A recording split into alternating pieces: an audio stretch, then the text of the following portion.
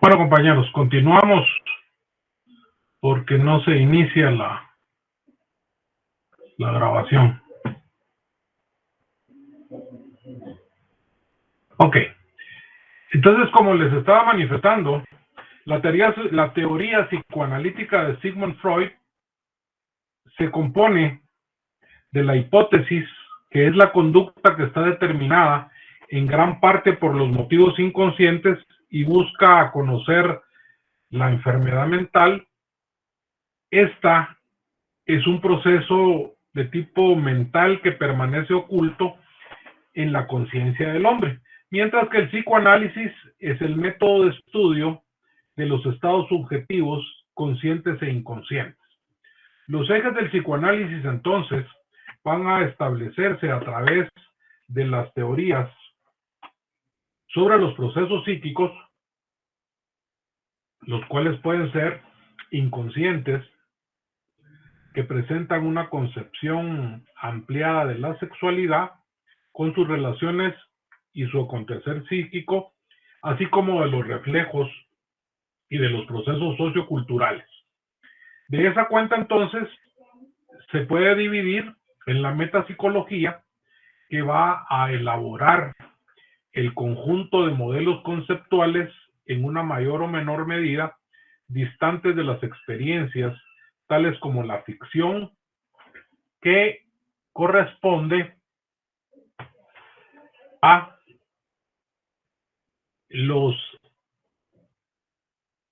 las situaciones del aparato psíquico, el cual va a estar dividido en las instancias, la teoría de las pulsiones y los procesos de represión. La metapsicología se va a referir en el psicoanálisis a dos conceptos que pudiéramos considerar diferentes. En un sentido lato, designa la forma en que Sigmund Freud aísla los aspectos teóricos centrales de su teoría psicoanalítica, distinguiéndolos de las definiciones de la psiquiatría clásica a través del establecimiento de una concepción que pudiéramos considerar innovadora respecto de la existencia de la causalidad psíquica con una base en el inconsciente. Si nos refiriéramos al sentido estricto de la definición, por primera vez de manera precisa, el inconsciente se trabajó como parte de una colección de escritos que datan más o menos del año 1915, en el cual pulsiones y distintos de la pulsión, la represión y lo inconsciente, esto va a describir de una manera precisa el mecanismo o bien aquel fenómeno psíquico considerado por su descripción en el interjuego, y esto corresponde a tres aspectos puntuales. 1. ¿Cuáles son las fuerzas en el conflicto que intervienen en la dinámica de su aparición y desarrollo? Esto lo podemos conceptualizar desde un punto de vista dinámico. 2. ¿Dónde acontece? Es decir, ¿en qué sistema psíquico ocurre el aspecto puramente tópico? Y 3. ¿Cómo cambian las investiduras energéticas que ocurren de la catexis o bien de la distribución del equilibrio de la energía pulsional? En cuanto a la psicopatología, este es un área de salud la cual se dedica a estudiar fundamentalmente los trastornos o los síntomas psicológicos con un origen biológico, bien sea por algunas alteraciones anatómicas o bien de origen bioquímico. También podemos utilizar el término psicopatología para referirnos a un síntoma de origen psicológico. De esa cuenta, entonces, compañeros, el estudio de las enfermedades o de los trastornos mentales, así como de su naturaleza y sus causas, van a constituirse en una disciplina que va a analizar las motivaciones y las particularidades de las enfermedades, todas ellas de carácter mental, pudiéndonos llevar a cabo varios enfoques, o bien podríamos denominarlo también como modelos, entre los cuales podemos citar el modelo biomédico, el psicomédico, el sociobiológico y también, muy importante, el conductual. Podemos, dentro de estos ejes del psicoanálisis, podemos también establecer técnicas terapéuticas. Estas se pueden definir como el tratamiento de naturaleza psicológica de aquellos trastornos psicológicos de conducta y de la personalidad. Estos van a implicar la comunicación entre el paciente y el terapeuta y va a emplear métodos con una fundamentación eminentemente teórica. Las técnicas psicoterapéuticas se van a tratar de una psicología en movimiento, la cual puede corresponder a una terapia dinámica que se va construyendo a través de la representación del paciente en su propia problemática, o mejor dicho, en su propio ser. Las intervenciones de origen terapéutico en sus distintas modalidades van a constituir una forma en que vosotras como psicoterapeutas van a acceder y a accionar en su intercambio con el paciente dentro de un tratamiento. En cuanto al psicoanálisis, según Sigmund Freud, que como ustedes ya saben, él era un neurólogo y él, con todos los estudios que realizó, abarcó 3 niveles en un método de investigación del inconsciente del sujeto por medio de la asociación libre, y va a interpretar los sueños y los actos fallidos, ya que este tratamiento terapéutico y su conjunto de teorías patológicas y psicopatológicas van a derivar en resultados de los métodos de identificación. Posteriormente a ello, él formula el psiquismo, el cual establece una diferenciación del aparato psíquico, dotado de características y funciones diferentes, en las cuales vamos a incluir 2 tópicos de manera muy puntual: el consciente, el super yo y el yo. En cuanto al consciente, sabemos que el inconsciente y el preconsciente van a buscar acoplarse al mundo exterior y reconocer los estímulos procedentes de la vida psíquica interior, los cuales están regidos por el principio de la realidad. El inconsciente va a estar formado por contenidos reprimidos que van a buscar retomar a la conciencia o retornar a la conciencia, que nunca fueron conscientes, pero que son incomprensibles con la conciencia, regidos por el principio del placer y la represión, que son aquellos mecanismos que hacen que los contenidos del inconsciente permanezcan ocultos. El preconsciente, este va a calificar los contenidos que no están presentes en la conciencia. Además, no debemos olvidar el yo, el super yo y el ello. De esa cuenta, el yo va a representar al principio de la realidad, y va a actuar como un intermediario entre el ello, el super yo, para conservar su organización integrada.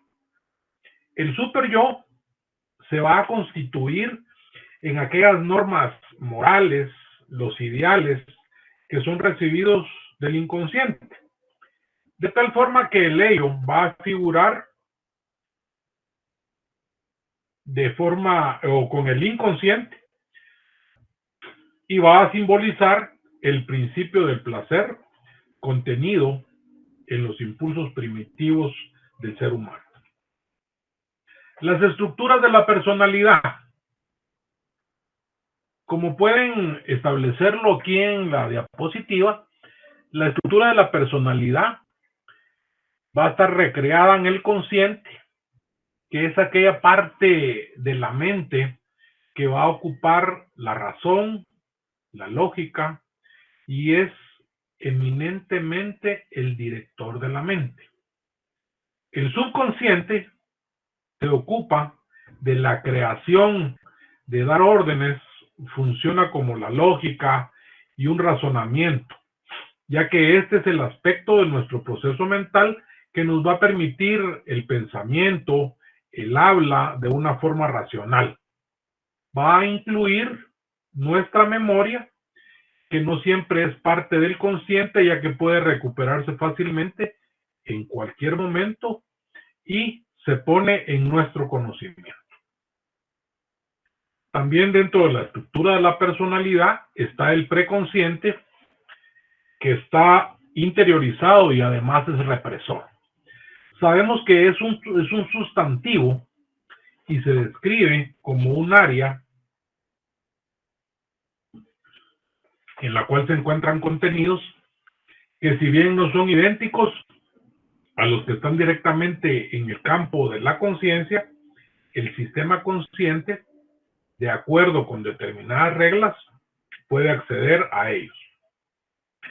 Se puede entender como una zona de tránsito entre el inconsciente y la conciencia. Esto quiere decir que los contenidos preconscientes pueden aparecer en la conciencia sin que sea necesario un proceso de transformación, como ocurre en los contenidos inconscientes. Y el inconsciente instintivo, a nivel psicológico, este lo vamos a utilizar para ejecutar el conjunto de procesos de origen mental que se realizan de forma automática. ¿Qué significa esto o qué quiere decir? Sin que sean o sin que nosotros los pensemos de manera consciente. Por ejemplo, la respiración es una acción inconsciente. El estadio en el cual el individuo no se da cuenta de las impresiones que recibe. Tanto Freud como sus discípulos en cuanto a la teoría freudiana usaban el término de inconsciente para referirse al contenido de tipo mental que en un momento determinado este fuera el repertorio del pensamiento de los que las personas que en su consciente de algún modo permanecen ahí. Las estructuras de la personalidad. Inicialmente tenemos en el vértice de la pirámide el yo, que es el principio de la realidad. No olvidemos que el yo es el mecanismo responsable del equilibrio de la psique, buscando regular todos aquellos impulsos del ello, al mismo tiempo que se piensa en satisfacerlo de modo menos inmediato y más realista gracias al yo de la persona, que logra mantener la cordura de su personalidad. Para Freud, el yo se forma a partir del ello, y el ello es la instancia psíquica más antigua. Su contenido, es decir, las pulsaciones, proviene de lo heredado, lo constitucional, y ahí es que se rige el principio del placer y se habita en los aspectos de lo reprimido. Todo en el interior del ello es totalmente inconsciente. El yo es entendido como la parte consciente de la mente que debe de satisfacer los impulsos instintivos del ello, teniendo en cuenta las exigencias del mundo externo, así como la propia conciencia. De tal cuenta entonces que el ego o la identificación del yo empieza a desarrollarse en el torno del medio año de los infantes y en su última fase de desarrollo entre los 2 y los 3 años. Y esto se suele traducir en frecuentes berrinches, ya que el ego es un concepto psicológico que se refiere al reconocimiento del yo respecto al resto. El yo coordina las funciones del ello y del superyo. En cuanto a la estructura de la personalidad del superyo, el principio del deber, ahí radica la parte moral de la personalidad. De esa forma, el superyo es la parte que contrarresta al ello y representa los pensamientos morales y éticos recibidos de la cultura. Consta de 2 subsistemas: la conciencia moral y el ideal del yo. La conciencia moral se refiere a la capacidad, a la autoevaluación, a la crítica, al reproche, ya que la función del superyo es integrar al individuo en la sociedad en la instancia que va a observar y sancionar los instintos y las experiencias del sujeto, promoviendo los contenidos psíquicos inaceptables. En gran medida, su influencia en la vida del sujeto es el inconsciente, de tal forma que el superyo se manifiesta a través de las pulsiones de la vida y de la muerte, que parecen provenir de lo más profundo de la psique y que a menudo conducen a conductas recurrentes que suelen provenir del ello. Los sueños son interpretados por el psicoanálisis como una manifestación crítica del contenido del ello que logra simbolizar de una manera desordenada. Y ello, que es el principio del placer, va a contener los instintos. La definición del ello como una reserva de energía psíquica de manera inconsciente que lucha todo el tiempo para satisfacer el impulso básico de agresividad, de sobrevivencia, de reproducción, es decir, opera según el principio del placer, sino se ve restringido por la realidad,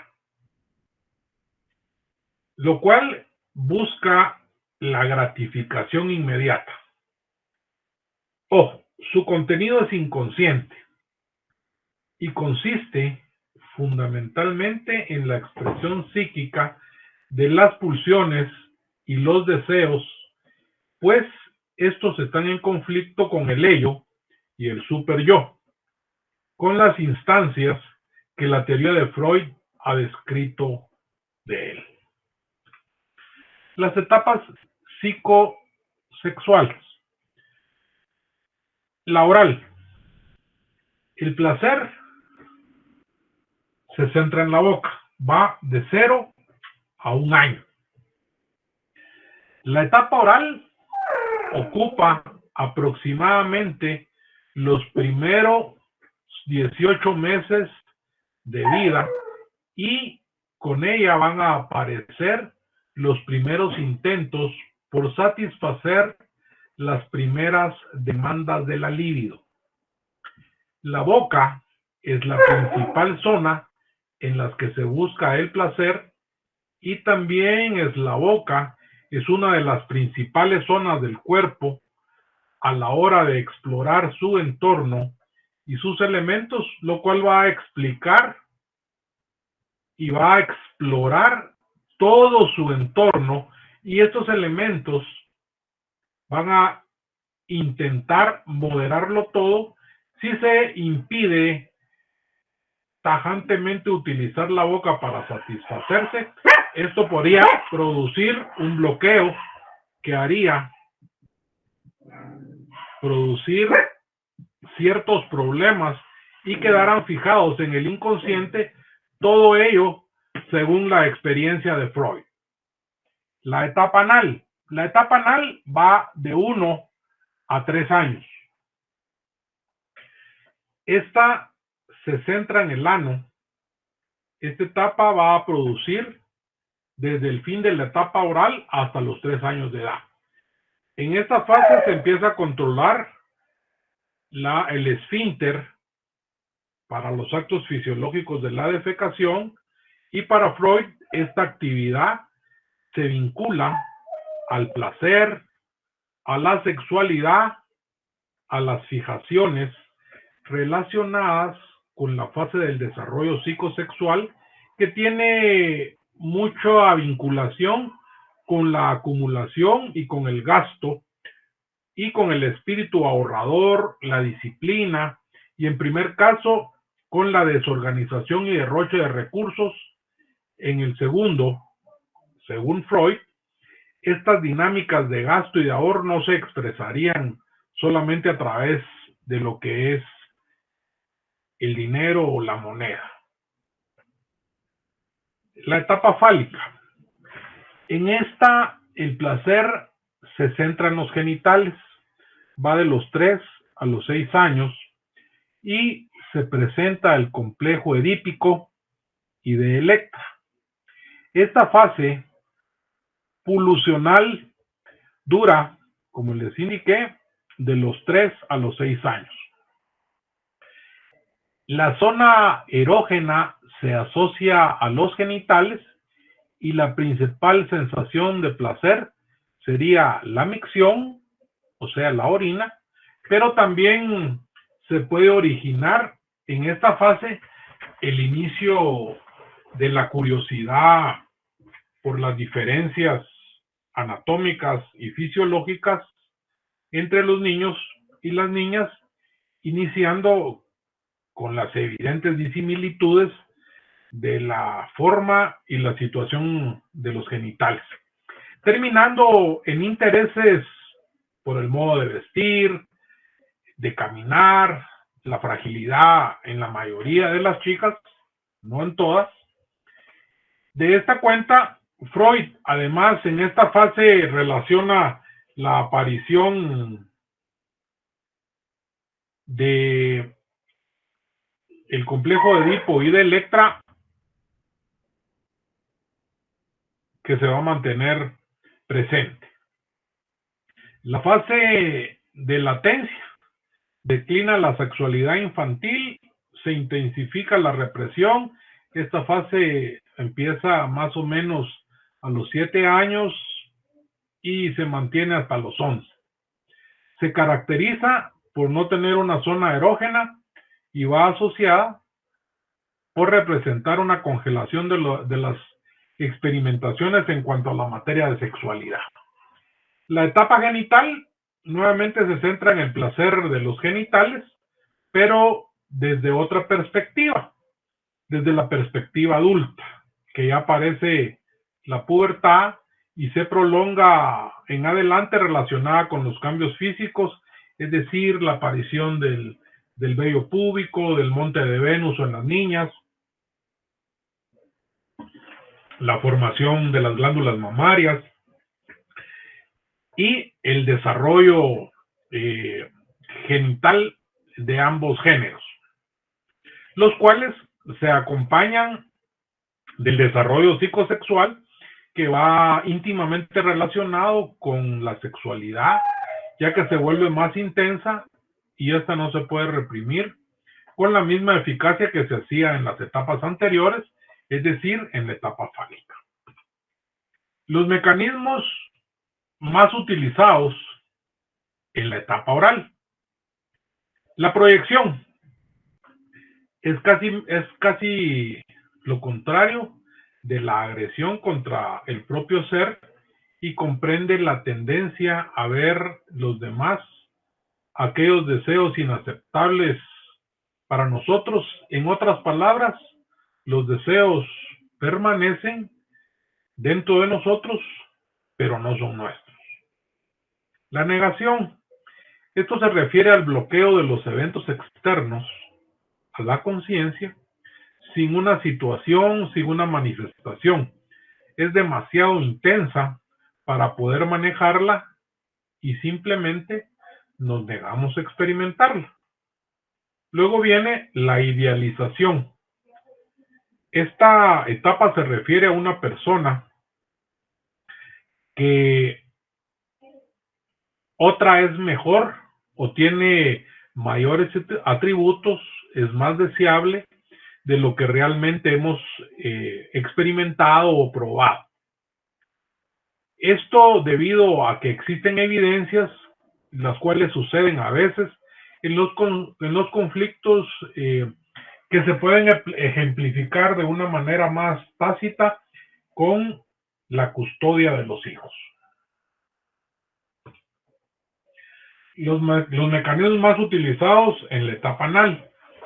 El aislamiento, la cual también se denomina intelectualización y consiste en la separación de la emoción o el afecto de un recuerdo doloroso o bien de un impulso que nosotros consideremos como amenazante. La formación reactiva o creencia en lo opuesto es el cambio de un impulso inaceptable por un contrario. La anulación. Esta comprende rituales o bien aquellos gestos que son tendientes a cancelar aquellos pensamientos o sentimientos. El desplazamiento es la forma en la cual nosotros redireccionamos un impulso de un blanco que lo sustituya. Si el impulso o el deseo es aceptado por uno, la persona a la que va dirigido es amenazante y lo desvía hacia otra, como un objeto meramente simbólico. Y la racionalización, que no es más que la distorsión cognitiva de los hechos para hacerlos menos amenazantes, los cuales utilizamos en defensa muy frecuentemente cuando de manera consciente explicamos nuestros actos con demasiadas excusas. Para muchas personas con un yo sensible utilizan tan fácilmente las excusas que nunca se dan cuenta de ellas. Los mecanismos más utilizados en la etapa fálica. La represión. También la denominamos como olvido motivado. Es simplemente la imposibilidad de recordar una situación, persona, evento estresante. Esta decena es peligrosa y casi siempre va acompañada. La sublimación. Esta la podemos considerar como la transformación de un impulso inaceptable, ya sea de tipo sexual, miedo, fobia o cualquier otro que se establezca en una forma socialmente aceptable, incluso productiva. También existen otros mecanismos como el asentismo,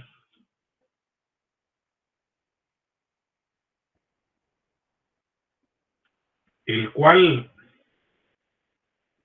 va a renunciar a las necesidades, es una de las defensas que menos hemos oído hablar, pero se ha puesto nuevamente de moda con la emergencia del trastorno llamado anorexia.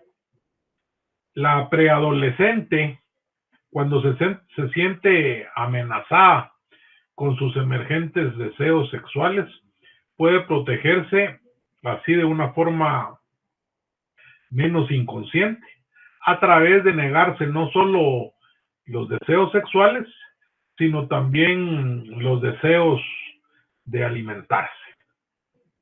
La rendición altruista. Esta es una forma de proyección la cual nos va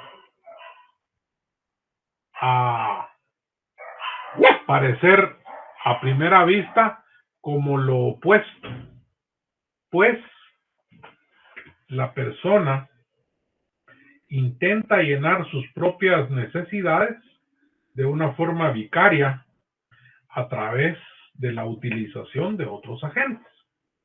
La introyección.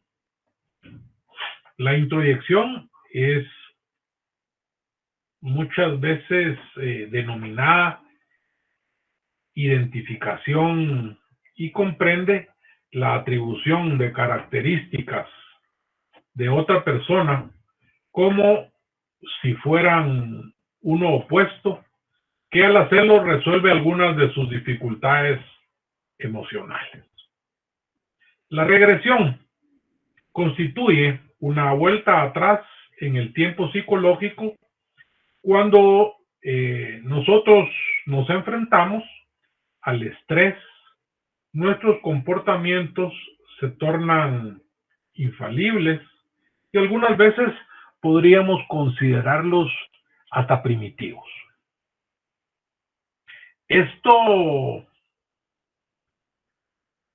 Con esto, compañeros, llegamos al final del tema del día de hoy. Como les indiqué al principio, si ustedes tuvieran consultas o alguna situación que quisieran que abordásemos, me pueden escribir al siguiente correo: luis.torres@urural.edu.gt, y ahí podemos intercambiar algún tipo de acciones para poder establecer una mejor dinámica. Acá están las preguntas. La 1.1 señale cuál de las siguientes aseveraciones es correcta en relación al asentismo. 1.2, cómo se le denomina a la transformación de un impulso inaceptable, ya sea sexual o bien miedo. Esta etapa se presenta en los primeros 18 meses de vida. Indique a cuál pertenece de las siguientes opciones. Indique cuál es el mecanismo responsable del equilibrio de la psique. Se utiliza para nombrar el conjunto de procesos mentales que se ejecutan de manera automática. Con ello, compañeros, llegamos al final del tema del día de hoy, esperando haya sido de su agrado académico y pudiendo establecer las situaciones de su interés. Como les vuelvo a definir, si necesitan responder alguna duda o alguna otra situación, me pueden escribir al correo que les indiqué. Tengan ustedes un bendecido fin de semana. Nos vemos en 8 días, si Dios lo permite.